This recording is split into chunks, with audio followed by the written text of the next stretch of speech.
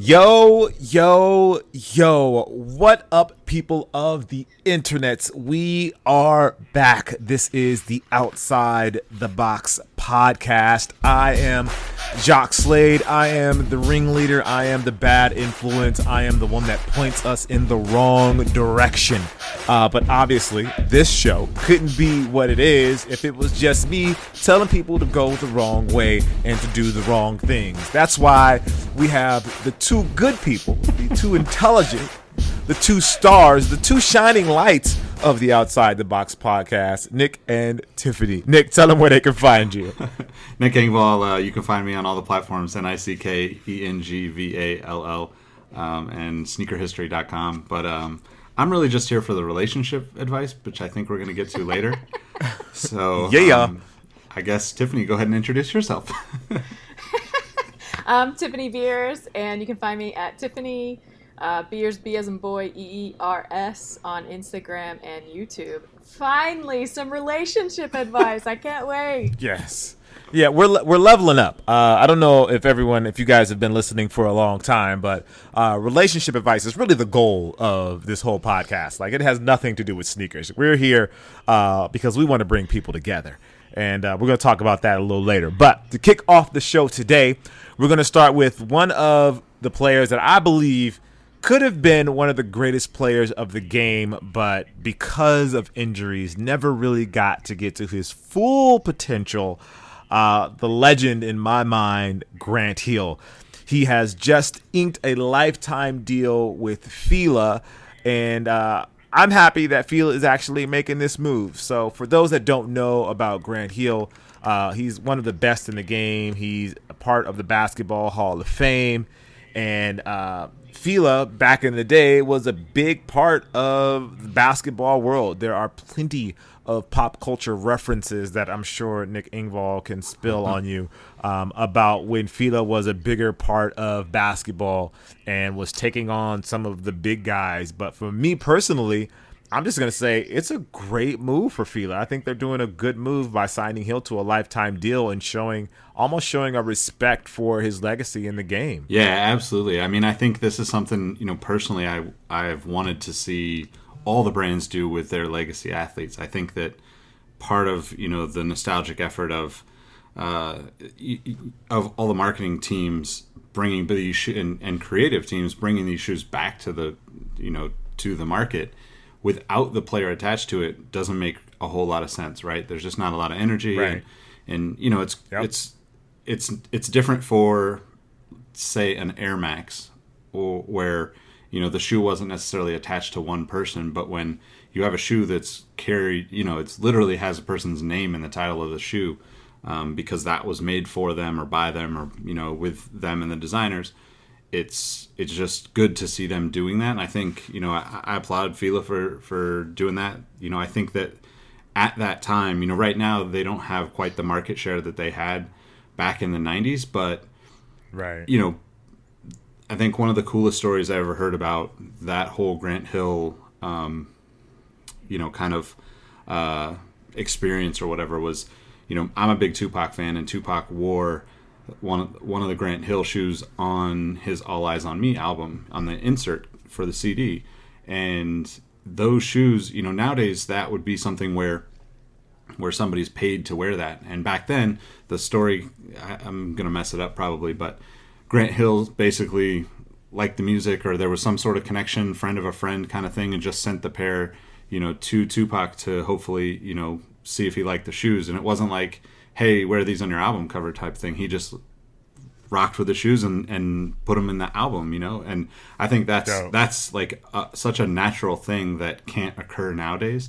That yeah, it's kind of, this is kind of going back to those roots in a sense, because you get to bring the athlete there. The athlete's going to have friends that he's made along the way in his career to be able to share this new experience with and bring new people to the brand, because there's obviously a lot of stuff. I mean, Grant Hill's probably the number one in terms of basketball, but there's Jamal Mashburn and like the Fila tennis before the basketball kicked off for them. There's a whole lot of stuff on the racing side of things with I think Ferrari for a long time, and I want to say they did some BMW stuff for a while. It's just been a long time thing for them, but a lot of people probably don't know that now, and this hopefully will kind of open some eyes to seeing what the brand has done, and they can tell some cool stories behind it. I love these sneaker stories that you don't really hear a lot about these days. And reading through the article, it's over on ESPN, by the way, guys. We'll put a link to it down in the description, hopefully, if I remember, but I probably won't, so don't hold me to that. The Fila is going to approach it as strictly retros. They're not trying to get back into the performance basketball market. It's more of just retroing his shoe, which is pretty cool. And reading through a little more, they say that the Grant Hill 2 model sold about $135 million back when it was released back in the 95-96 season, or 94-95 season.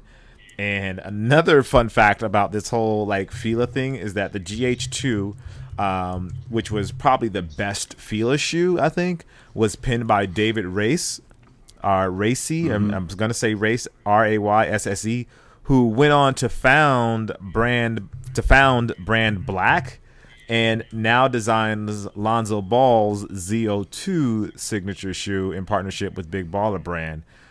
So that's very, very interesting sort of tie-in back to the past and bringing it to the future with Lonzo tapping into Grant Hill in a sense, which is a pretty cool thing. So, Tiffany, just quickly, were you into like the performance like basketball market back then?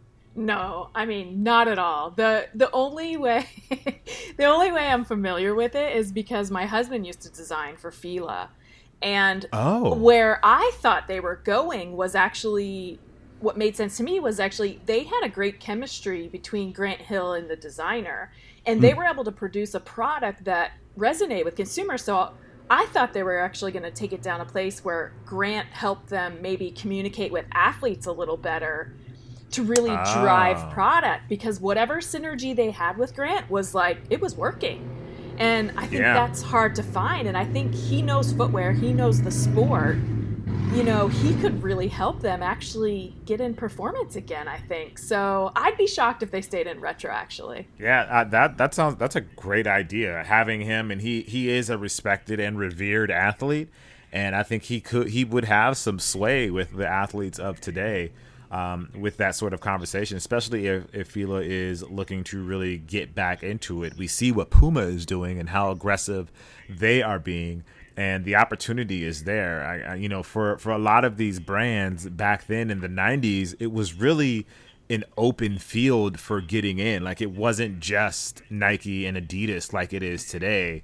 Back then, it was, Puma, it was And One really had a big presence back then. And then Nike had obviously their presence, and Adidas had a presence. So there were a ton of different options. And for the most part, they were all on a pretty level playing field.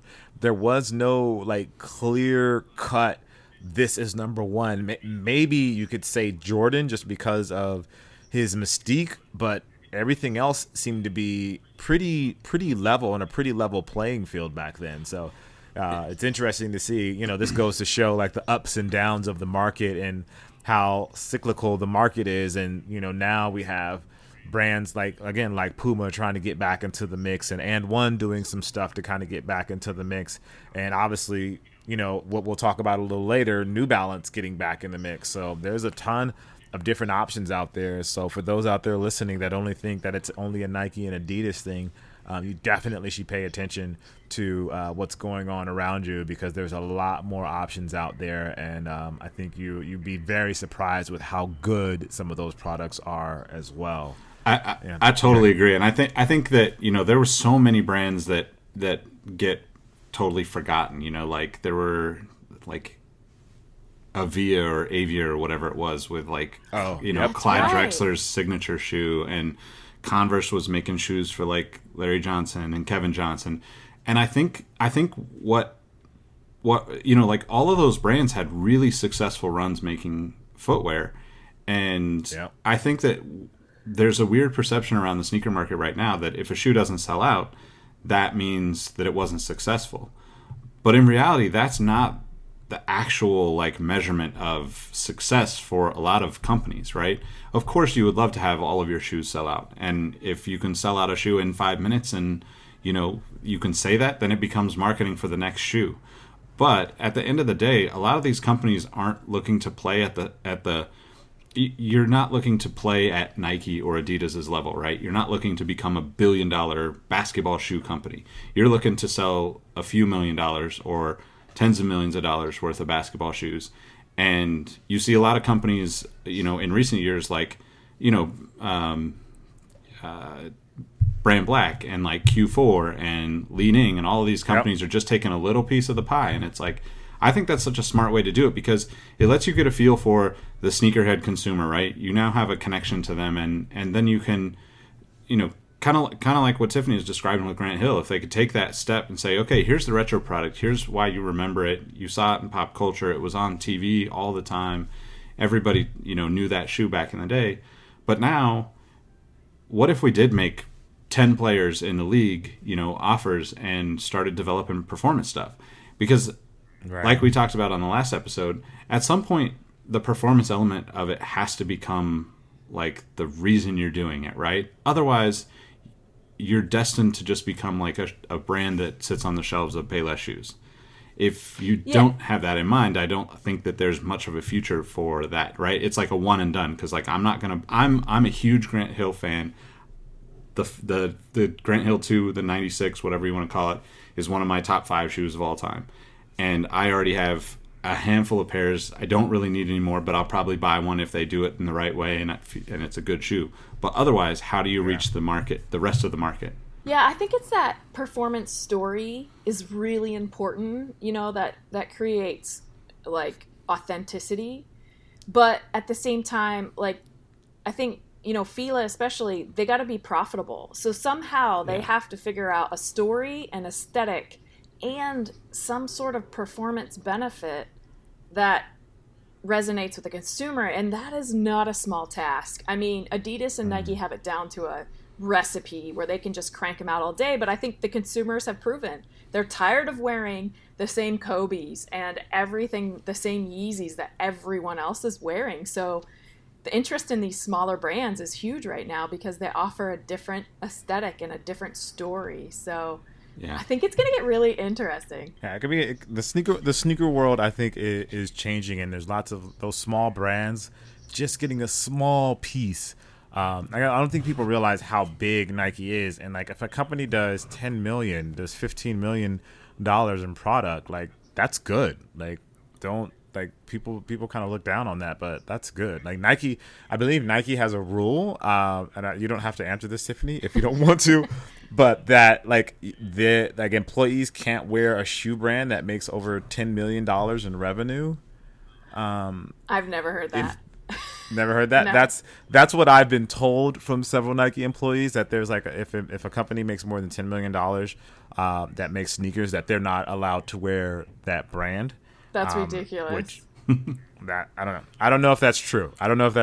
That's just what maybe that's an old wives' tale from the brand, but that's what I've heard from several different employees. So we'll leave that at that.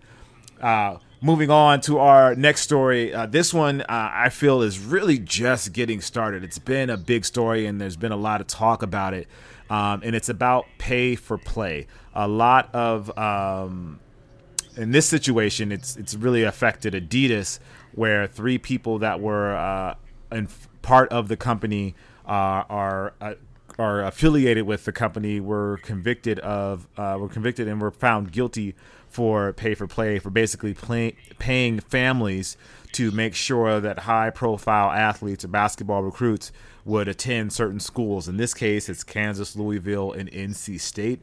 And it looks like the money was being funneled to their parents to make sure that the kids signed with a certain school or an Adidas sponsored school. And then that they would even sign with agents and sign with like financial planners that were affiliated with the company, and then obviously signing a sneaker deal with that brand at the end of the day. And again, in this situation, it's strictly focused on the people that were connected to Adidas. But this isn't something that's just happening with Adidas athletes. This is something that's happening across the board, and a lot of that stuff is going to be coming out in the future. And I guess this is more of just like an information sort of conversation for you guys and for everyone listening to know that this happens. And I think everyone kind of had the feeling that this happens, but this is more of like a confirmation of, yeah, this is really going on. And I kind of see it in a couple of ways. One, I see it as, partly this is because, kids are playing in college and not being compensated. And a lot of these, they come from poor families. They just have these incredibly talented athletes that have these opportunities in front of them. They don't know how long these opportunities are going to last. The NCAA isn't paying them. Some of them barely have enough food to eat on their meal cards. And when opportunities like this come along, of course, they're going to do something like this because they want to take care of their families. So I think, as bad as it is, I think it's a larger system than just these three people or just Adidas being like, this is what Adidas is doing. I think that there's a larger system at play that needs some changes done. Yeah, I think the whole college basketball thing is in a really, really tough spot right now. I don't know how they're gonna address these things without it being a very like long, drawn out and painful process for everyone involved. Mainly because I think in this article they're talking about one of the contracts being a 12-year deal worth $191 million. And when the athletes aren't allowed to make any money, and a lot of the athletes don't come from, a wealthy or well-off background, it's incredibly difficult to go to school without playing sports and stick to it and do good in school. I can't imagine then throwing on the fact that like you're probably practicing and playing and traveling more than the normal student does any type of work related to school. So and to, like you said, like when your family is struggling, coming from a different a background where you want to help your family, it's hard to say no to that opportunity, right? And then so the athletes don't get involved, and the brands or the marketing agents, I mean, there's so many people that could be at fault for this, and there's so many different things that need to be addressed. But specifically, like the brands potentially paying family members to guide a kid to a brand-owned school or a brand-contracted school is just absurd to me. I've been following this for quite a while, and I think that, like you said, this is not just Adidas is the one that got caught. It's kind of like one of those like, who gets caught with their hand in the cookie jar when everybody's taking cookies. There's been stuff on a lot of other stories that I've been reading and listening to about this where, both Nike and Under Armour have had the same kind of things happen, and they essentially are saying like this is just kind of the start of opening up this wound, what it's going to become. And beyond that, it's even crazier that they're like, because that an athlete potentially is going to make a lot of money in the pros, there's this like second-hand or second-tiered part of this story that hasn't been talked about a lot, is that a lot of these guys that actually go through school and are pro-level players and then leave, they're actually handed off kind of to specific money managers that then, again, are taking a percentage of their money. They're supposed to be trusted because they've been working with, whomever coach or, guide or whatever since they were, probably 10 or 12 years old. Like I think like legally it's probably 14 years old, but you know how that works. Like if you're playing basketball at 9 or 10 years old and you're good everybody's paying attention to you, and you start getting attention from all sorts of different people outside of your family. They start hanging around. We've all seen the stories, the movies about it. We've all seen, heard the Sonny Vaccaro stories, hopefully. Those kind of things are just like, it's such big business, and yet the athletes don't get, they get nearly nothing from it, So I think this is, I don't like any of the negativity around it, but I also just think that it's something that its time has come. We've all assumed that this happens, and now people are seeing firsthand that it has been, and now let's figure out a way to do it and do it better. Yeah, I mean, I think at the core of things, kids are supposed to be going to college for an education, but we all know that changed at some point. But if you're an athlete, an injury, a single injury can end your career, and if you don't have the education, you are likely completely screwed. So, I think we need to focus back on the education. At the same time, I compare this a little bit to, the marijuana industry, right? When it was illegal, everyone said it's going to turn out this way, this way, this way when it became legal. And so it's everyone knows that all these people are doing it. Mm-hmm. Just let it happen and let's see what shakes out. Let's see the impact, because maybe it's not going to be as bad as we thought. So on some level, I think they just let, if the brands want to spend all their money on these college kids, great. I just hope the college kids figure out how to spend their money really wisely, because as you mentioned, Nick, that is a massive, massive pitfall for athletes. And, what do you do after you're done being a pro athlete? Because pro athletes, they don't go into their 40s. They don't go into their 50s. I mean, it's rare cases. So it's what are you going to do for the rest of the time, especially if you didn't manage your money? I wish they could get some focus on this, because I don't really care. Nike wants to buy athletes. Adidas wants to buy athletes in college. Good for them. If they're kids that don't have enough money on their food cards, good for them. This helps them out. Give them that experience. But at the same time, I don't think anyone helps them manage it correctly. Yeah, I agree. Yeah, that's a great point. Financial literacy should be a part of it, especially when you see these guys that know that they're contract bound. That should be part of their education while they're in school. If you know they're going to the league, put tools in place, put tools in their hands, give them the literacy, the financial literacy they need, give them the, help give them the common sense that they need, show them the way.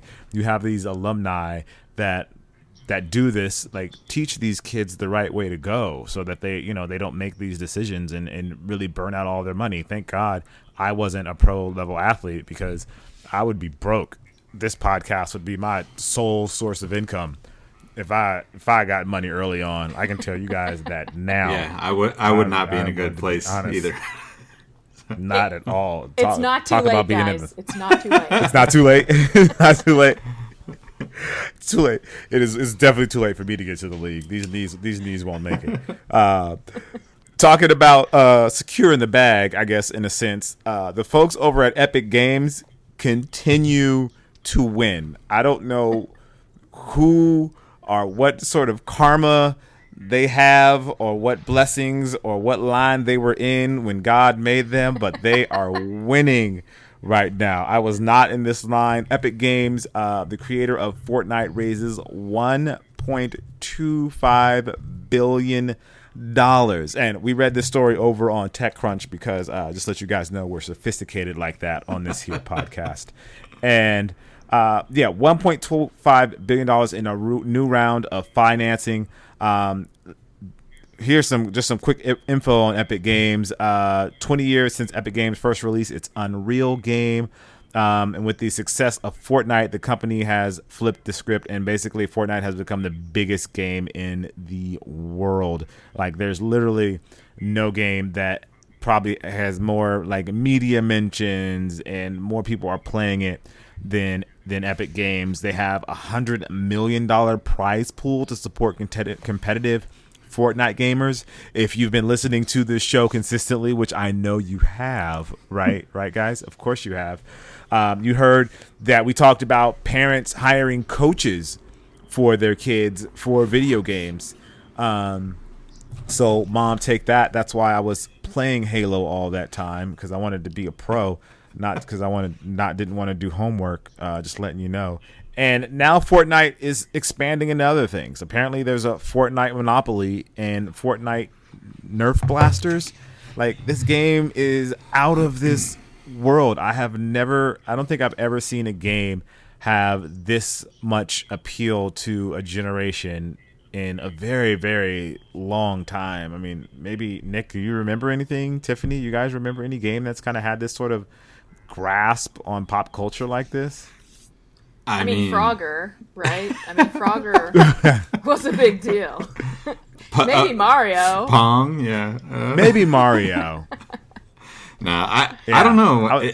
The craziest thing about this whole deal after reading this article is that Disney is one of the three groups that are putting this money in and becoming minority stakeholders. So, I mean, that just opens up so many crazy connections and opportunity to I mean, like, my mind just goes wild as to like all of the things that now could happen or you could potentially see connected to Fortnite in some way, shape, or form, or you have versions of Fortnite, whatever, where it's like, I mean, think about it, like, that's the whole Star Wars stuff, that's the whole Disney catalog. Like, now it's just like, oh, I just needed to talk to the guys on the other side of the hall. I'm not gonna lie, I'm gonna be Triceratops for Halloween. That's a Fortnite character, right? So amazing. So here's the thing. Here's the thing that really blows me away. So they raised $1.25 billion. That's a lot of money. A lot of money.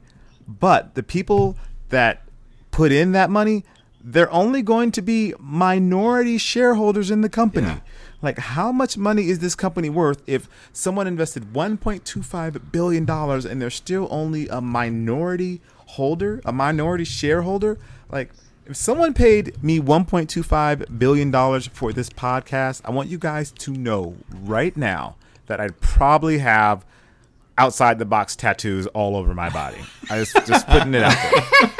But you can't, I mean, if you followed the Fortnite numbers very much, I mean, in May they made $318 million. I mean, they're making several, probably double-digit billions per year, so it kind of makes sense that 1.25 is a minority shareholder. But, like, when are they going public? Like, and when are we playing Fortnite, guys? We need to. I think we need to set that up. We need to have an outside the box Fortnite live stream, so people can see how bad I really am at the game. Yeah, and we can have listeners be the fourth player on our team. How about that? I would love that. There we go. So if you're interested in playing Fortnite with us, let us know down in the comments down below, and let's hook this up. One of these weeks, we're going to go on break pretty soon, and during that break, we'll set this up where we can just get on the sticks and get some Fortnite in instead of doing our jobs, which is to make a podcast. So we're totally down for that. Procrastination is the name of the game. But now we've come to my favorite part of the podcast. The reason why I'm here. The whole intention of this podcast, which is to bring people together. So we've been posting on social. If you don't follow us over on the Instagrams or the Twitters, you can find us at Outside Pods. And a friend of the show, I'm going to call him Kicks with V, finally asked for some relationship advice. And so he wants to know. He says, I'm throwing my hat into the ring here. I'm single and open to meeting a lady / sneakerhead, preferably Nike. Okay, he has a bit of a bias. Can you advise me on the best places to meet these ladies and a good approach? So, Tiffany, I'll let you correct everything that I'm going to say right now. But here's what I'm going to tell you. I say you work out a lot.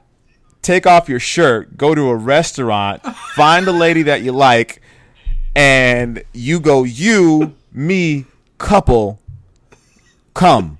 And that, I think that's going to be the magic. That's going to be the magic. Oh, my God. Or there's more options here. You wear your best pair of sneakers and you let her catch you tying your shoe, and she's obviously going to ask about your shoes because they're going to be amazing because you're a sneakerhead. And that's when you turn on the charm. You say something like, oh, they're not as beautiful as you. Bam! Bam! Oh, that is solid. Bam. That line's solid, but everyone knows sneakerheads don't tie their shoes. So right there, she knows he's not a real sneakerhead, yeah. so she's out. But she may not be a sneakerhead. See, this is the thing. I think he wants one. He shows her. He wants a lady / sneakerhead, kind of, preferably someone that's into Nikes. But he could show her the way. Long as she has some Nikes in her collection, he could show her the way. He could be like, hey, hey, look, this is my passion. You think I'm passionate about sneakers? How passionate do you think I'll be about you? Oh God, I'm on a roll tonight. Goodness. Hey yo. Oh, I'm so good at this. Yeah, so that's what I'm gonna throw out there. So, Tiffany, if you have an alternate way you think he should approach this, or find the best places to meet ladies, you can throw that out there. But I feel like I've filled the cup already. I mean, I think we have a new segment called Pickup Lines with Jacques. Yeah. Oh, yeah. Absolutely. So we're gonna go with my way: work out or just wear nice shoes. I mean, you could just wear shoes. Like that's it. I'm just just shoes. saying these are options, people. We're here to lead you into the direction of love. This is the love podcast. We're no longer outside the box. We're entering into the love section of the Outside the Box podcast, and I want to get you connected to people. We're inside the heart. We're inside the heart. We're not outside. We're not outside the box. We're inside the heart. So, and now look, people, this relationship advice, it doesn't just have to go to Kicks with the V. I can help you too.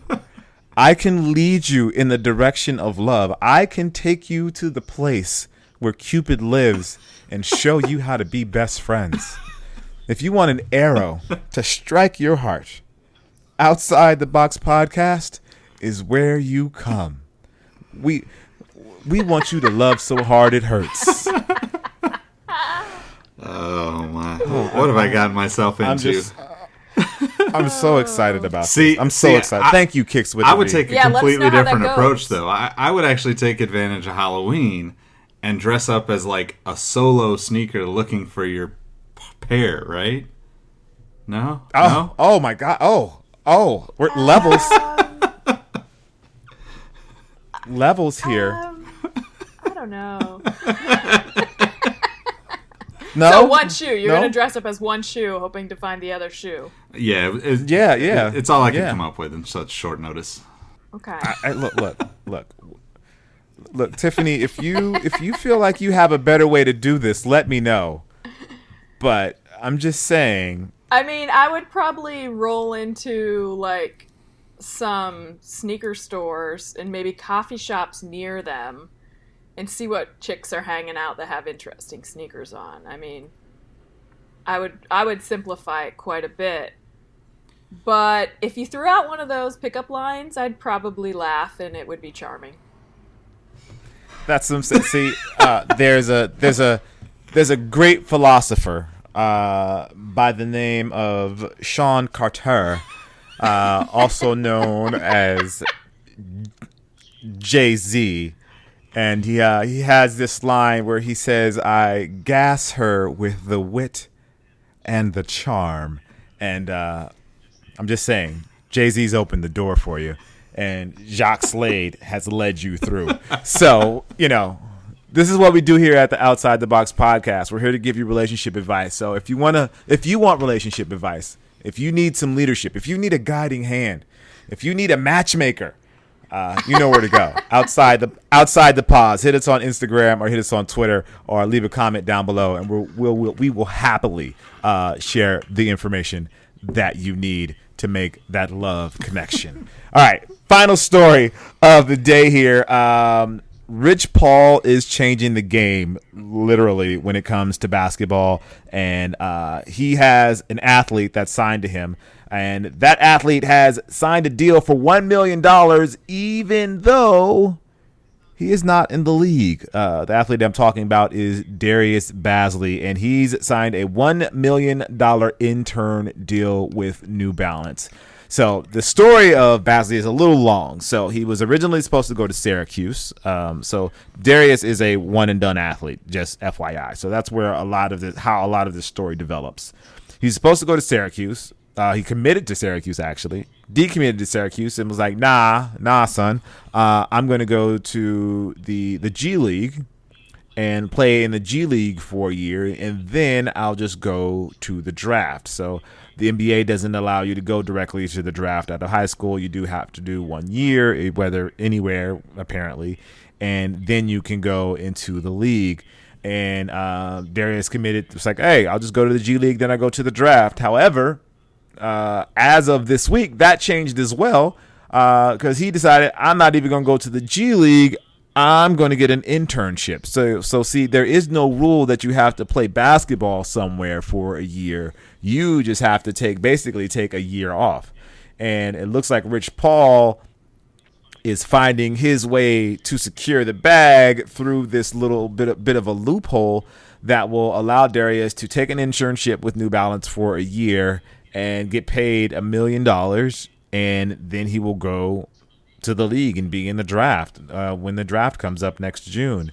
So the thing I love about this is it's gonna force the hand of the NBA to revisit the one and done rule to whether athletes can come directly out of high school and go directly to the league.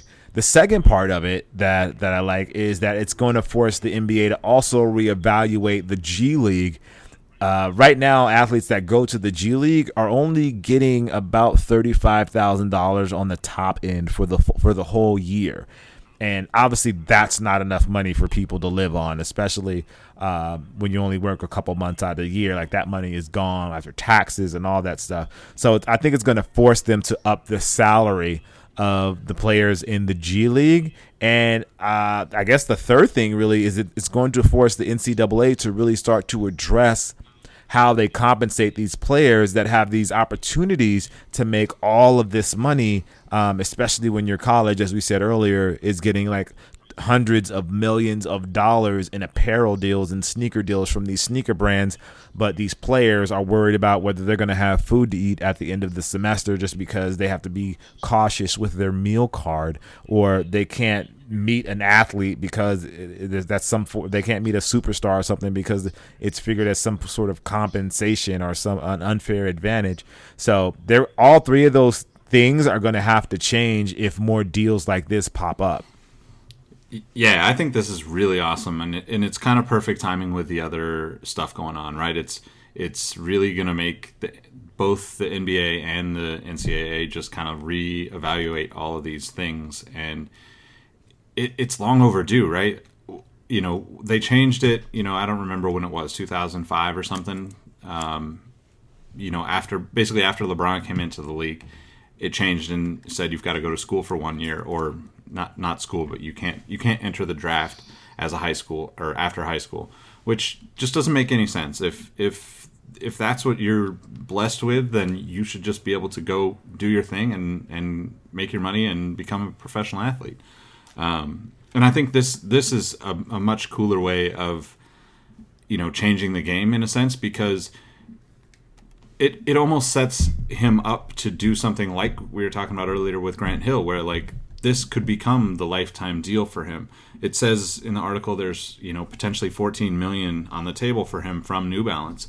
So, you know, I think this could be a huge opportunity for somebody to learn the business of footwear. It makes them better by being involved with the brand, and then their shoes, when it comes time for them to get a signature or play in shoes or whatever, is going to be better because they've learned other aspects of the business that athletes that just jump straight into a contract as like an entry level player on Nike or Adidas are not going to have that experience. So this is just kind of win-win for the players, and, you know, props to you know, them for making it happen, and for New Balance on taking a chance, because it definitely is different. Yeah, I just don't understand the New Balance part. Like, that's the part that I'm lost on. Like, what is New Balance doing? Are they planning to come back in basketball? I mean, probably That's very interesting. In the 80s and 90s, they had, a solid number of shoes that were out there, performance, and I think that, like I said earlier, I think that there's a lot more opportunity in the basketball world right now to make footwear and to just get a little piece of this big pie that's out there, compared to every other time in history that I can think of, because it's the basketball shoes have fallen off so much in terms of the cool factor off the court, and that means everybody has the potential to throw their hat in the ring and say, I want a piece of this, and I'm going to do something a little bit different, and we're kind of seeing that with Puma, even on the technology side with their cushioning, right? Like, I think that is at least a step outside of their comfort zone. It might not be too crazy compared to other brands, but getting them out of their comfort zone and stepping into basketball opens a whole ton of other opportunities for them to try different things, and who knows where it can take them. Yeah, I think the only thing that would worry me is, what if he does this year off and he is in the first game of the next season and he gets hurt. I mean, what happens then? What are the injury? Because he won't have an education. He will have 1 year experience in footwear. I mean, I would be massively worried about that if I was his mom, I guess.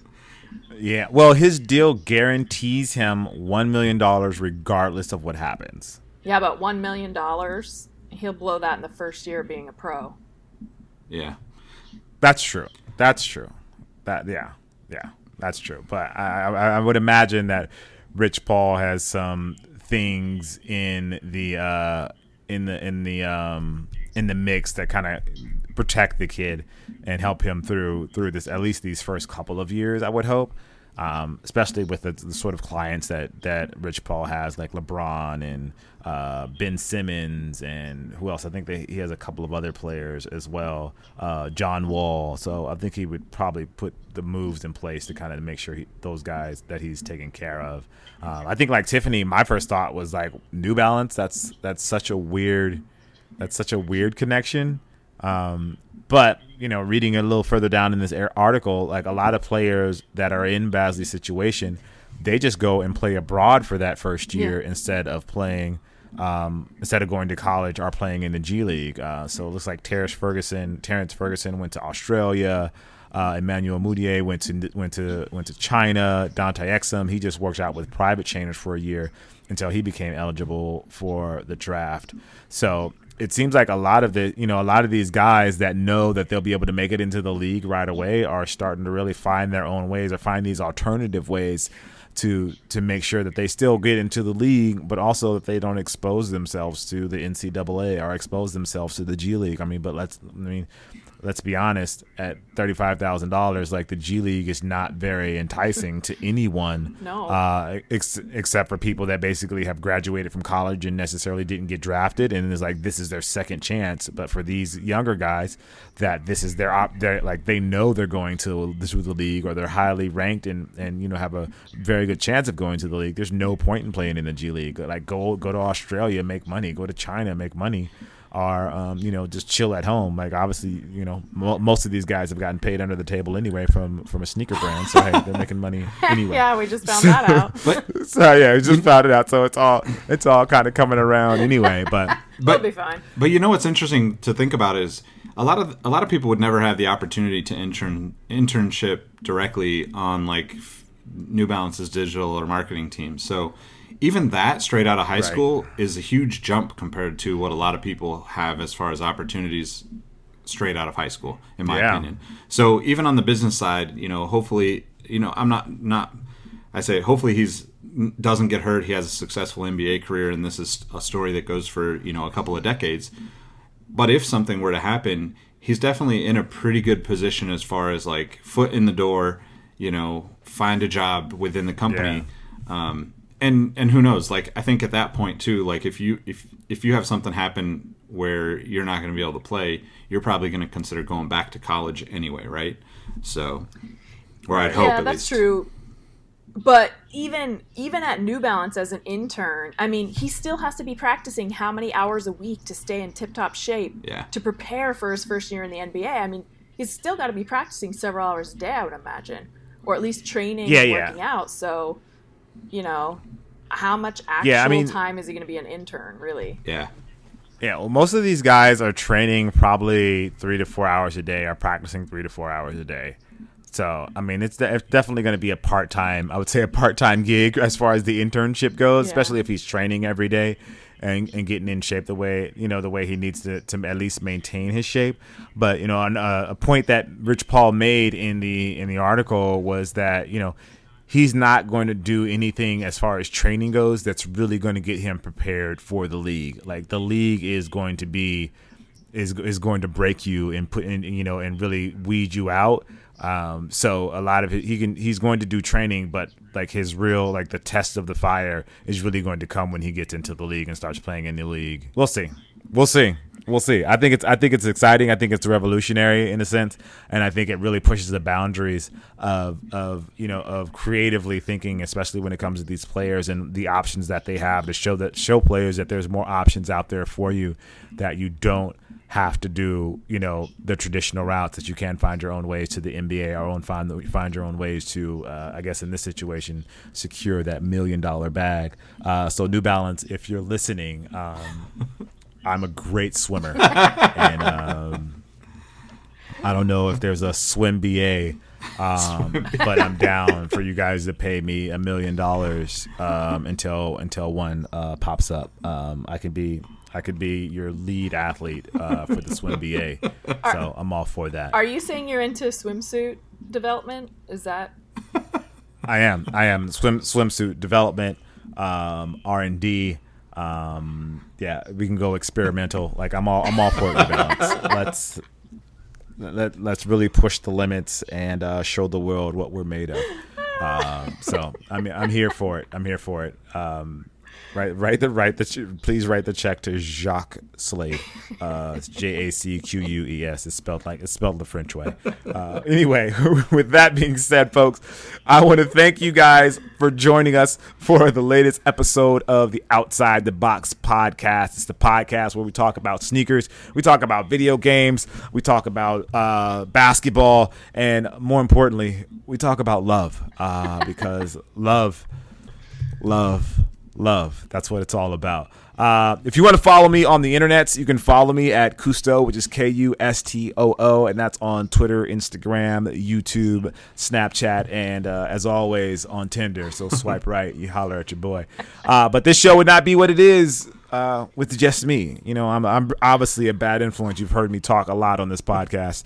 There's two people here that really right this ship and really give you the information, the knowledge, the insight that you need, and that's Nick and Tiffany. Nick, go ahead and tell them where they can find you. Nick Engvall, NickEngvall on all platforms, and at Sneaker History on all platforms. But really, I'm just kind of here for relationship advice, as I said before, and clearly mine was not good.